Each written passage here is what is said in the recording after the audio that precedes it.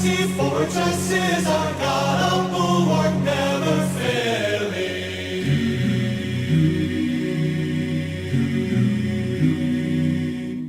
Abril de 1899.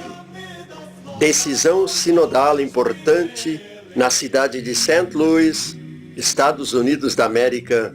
A The Lutheran Church Missouri Synod, nome atual, resolveu iniciar trabalho missionário na América do Sul, mais especificamente Brasil e Argentina. Podemos vislumbrar a bela igreja da congregação Holy Cross, na época, assim como do plenário na Convenção Sinodal de 1899. A nomeação de um prospector no início de 1900 pela Comissão Missionária do Missouri Synod, na pessoa do pastor Christian Brothers, foi de suma importância para o início efetivo do trabalho de avaliação das oportunidades missionárias no Brasil. Ele veio de navio e chegou ao Rio de Janeiro em 21 de março, em continuação ao destino Novo Hamburgo, Rio Grande do Sul, onde chegou uma semana após. Tudo aconteceu muito rápido, pois para o trabalho específico do pastor Brothers, ocorreu uma doação anônima ao sínodo de $2.000. O periódico Der Lutheraner, publicado pelo Sínodo de Missouri, já era bem conhecido do pastor Johann Brutin, da cidade de Novo Hamburgo, Rio Grande do Sul. Ele havia escrito ao Sínodo de Missouri anteriormente, pedindo assistência espiritual à sua paróquia, pois concordava com as doutrinas expostas no periódico. Esse foi o destino da primeira visita do pastor Brothers, marco inicial, pois, efetivo da missão do Sínodo de Missouri no Brasil, na América do Sul. Entre idas e vindas, prós e contras, finalmente foi sendo dado início no sul do estado, na região de Pelotas, a fundação da primeira comunidade luterana na colônia São Pedro, hoje município de Morro Redondo, exatamente no dia 1º de julho de 1900. A sabatina que um leigo de nome August Gover submeteu o pastor Brothers no conhecimento das Sagradas Escrituras e nas principais doutrinas evangélico-luteranas foi determinante a que tal início acontecesse. Mais missionários foram chegando de Missouri. Igrejas e escolas foram se multiplicando em várias localidades, inclusive na capital do estado, em Porto Alegre, no ano de 1902. Marcante também foi a criação de um seminário para a formação de obreiros, pastores e professores, e no mesmo ano de 1903, o início do primeiro periódico em alemão, a saber, Kirchenblatt.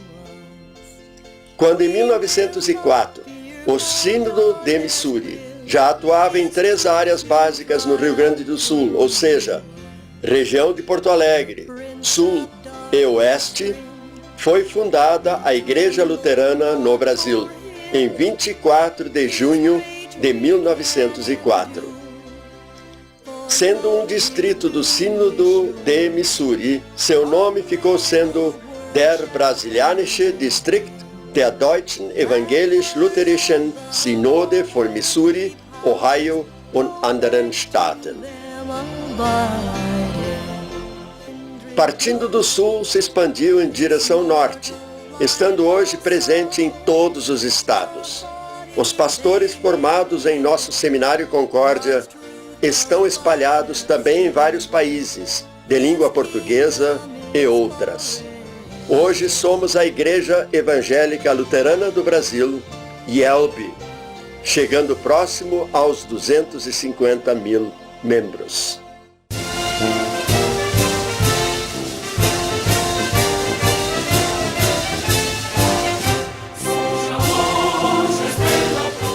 E como foi a chegada ao estado do Espírito Santo? Como na maioria das vezes, também no Espírito Santo, fomos chamados por grupos familiares ou mesmo congregações a dar atendimento espiritual evangélico luterano a esse pujante estado do Sudeste brasileiro. 3 nomes de pessoas, um rio e 2 denominações religiosas, a marca do início. As 2 igrejas eram conhecidas pelo povo local de Oberkirchenrat e Landeskirche. O rio era o Santa Maria, na localidade de Rapadura, município de Domingos Martins. Ao sul do rio ficaria o grupo do Oberkirchenrat e ao norte o Landeskirche, também conhecido como Gotteskasten. O sistema não funcionou, pois deveria haver troca de pastores entre as comunidades das denominações, o que não foi aceito.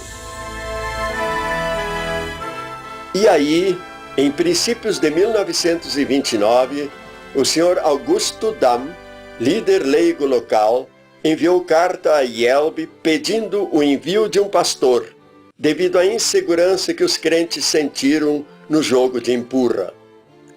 Surge o segundo nome, Reverendo Rodolfo Hasse, que em viagem de prospecção, partindo do Rio de Janeiro, chegou a Rapadura. Na sede paroquial, havendo concordância nas explicações em assembleia, relativas à doutrina e praxes luteranas, foi emitido o chamado de pastor, que em seguida a comissão missionária da Yelbe preencheu com o nome do reverendo Emílio Schmidt. Pastor Schmidt começou com 270 almas em Rapadura, e o trabalho foi se desenvolvendo nestes mais de 80 anos em muitas localidades, missionários, pastores e congregações, somando agora mais de 25.000 almas no estado do Espírito Santo, atendidos por cerca de 75 pastores. Um projeto ousado, abraçado pela Liga de Leigos Luteranos da região, buscou criar escola para a formação de professores rurais.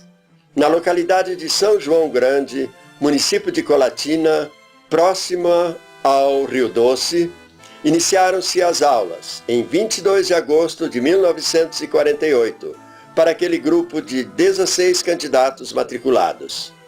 Um sem número de dificuldades se apresentaram naquela primeira iniciativa, sendo então realizada a transferência da escola para próximo da fronteira com o estado de Minas Gerais, na localidade chamada de Baixo Guandu. E ali as aulas começaram no Dia da Pátria, 7 de setembro de 1952. Por 5 anos funcionou dita escola no Espírito Santo, quando então, já transformada em Instituto Concórdia, foi transferida para a cidade do Rio de Janeiro, e isso, pois, em 1957. Não só o nome havia sido alterado, mas também a finalidade, que foi mudada para pré-seminário. Novamente 5 anos se passaram, para que em 1962 a escola preparatória ao curso do Seminário Concórdia fosse localizada em São Paulo, capital. O pastor emérito Adriano Littich foi o primeiro formado no ano de 1957, natural do estado do Espírito Santo, nascido em Domingos Martins.